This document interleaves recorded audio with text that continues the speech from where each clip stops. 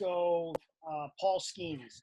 So here's a really interesting cat, man. He started with us as a freshman in high school.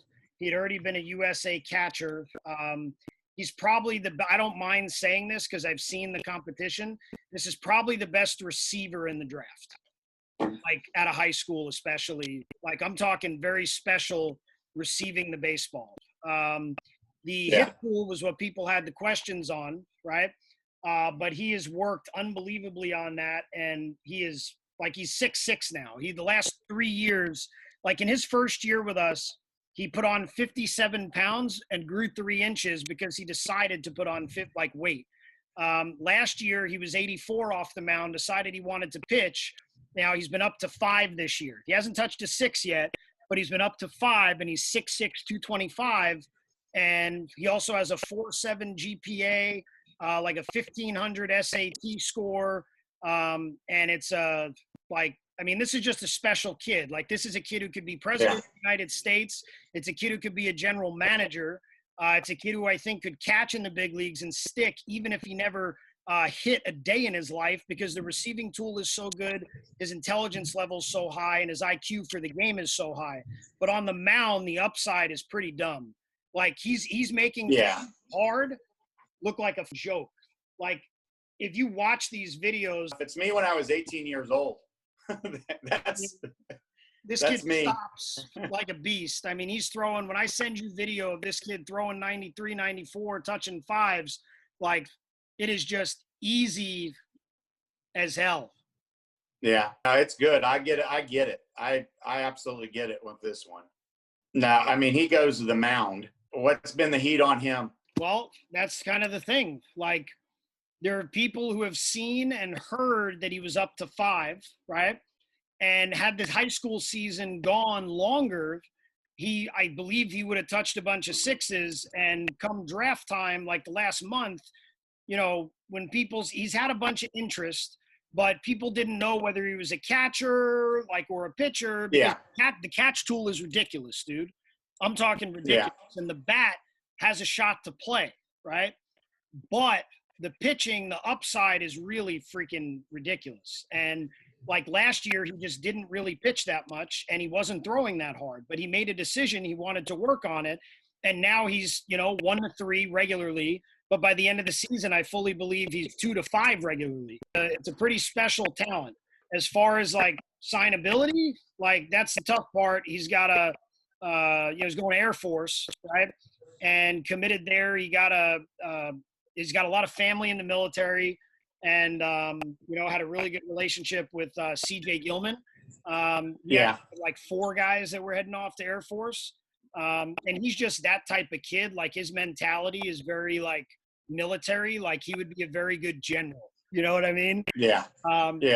But like, boy, if a team decided to take a run at him, like I would offer him the moon. Like, well, and I've gone down this road. I've had the kid that I was sitting on at Veen's school, Zach Veen's school last year, was a kid that was committed to Army.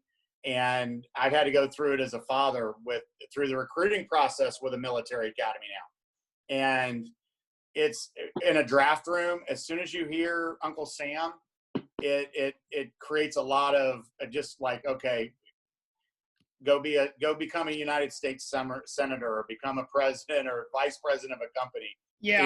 You can't fight Uncle Sam. But that's the tough part. Noah Song's pretty good, right? You're damned right. And that's the thing. It's just the dynamic of what the draft is. That's why you got to get him. That's why you got to get him before he goes. If you get him before he goes, this kid is going to make you look good. Like, and right now, the way that this is, once again, it's the environment of the draft. Yeah. You've got to have a lot of trust in your scouts to say, hey, we're going to pull the trigger on a kid committed to the military. Well, you just showed me right there, body-wise, and what he's producing from just the engine itself is amazing. You've got a giant human being that's an athlete. Now looking at buying out of the, with a 10 makeup, there's no kid in the country that has a better makeup than the kid. Like, Yeah, and that's the tough part. It would be like from a advising standpoint, like if this kid, a kid to neglect or not show up for that is difficult.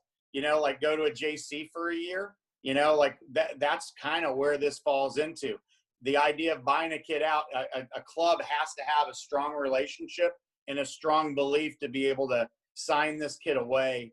And then it comes down to looks. It's like you've got to have a lot of trust in your area guy, and he's going to have to do a lot of work on it if there's some unknowns, But that's like a no-brainer. You see it, and it's like, holy cow, I went through the same thing last year. I was in love with this right-hander that was committed to Army, and it's a tough fight from a pro standpoint. As far as seeing the vision of what he can be, absolutely. The acquisition of the player is the difficult part, especially when they commit to a military academy. I just think he's a can't miss because there's so many, like if he doesn't do it if he doesn't do it with the bat and you let him try to stick behind the dish, like he's going to do it with the glove all the way to the big leagues. Or you could have him, take a shot on the mound first and it's going to play. Like the stuff is, I mean, you're talking 2,400 spin rate on a low slot, high ride fastball at 6'6", 225 as a 17-year-old. Yeah. Like, I mean, it just, and the work ethic and the makeup, like for me, it's just, you don't lose on a kid like this. No. And that, like, once again, it's like one of those where, the dynamics of what a draft really are. It comes, the freedom to have that third day where you can select players and you can overpay players and the player can say no. The player can't say no in the first 10 rounds of the draft. And especially this year, there is no option. It's not like you're selected and then you get to choose. You're going to be selected because you are 100% signing, and that's the difficult part of it, but that's a win. This is how organizations win. This is how this is how Cy Young Award winners are taken in the 8th and 9th round.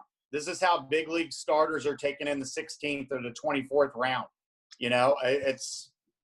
We're losing piece of that this year in this draft.